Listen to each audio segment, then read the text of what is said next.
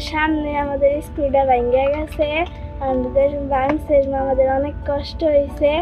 আমরা নদী পার হয়ে স্কুলে আহি। আমরা খোলা জায়গায় বসি, রোদে স্কুল পড়ি, তাই আমাদের হবিরে স্কুলটা তৈরি হয়।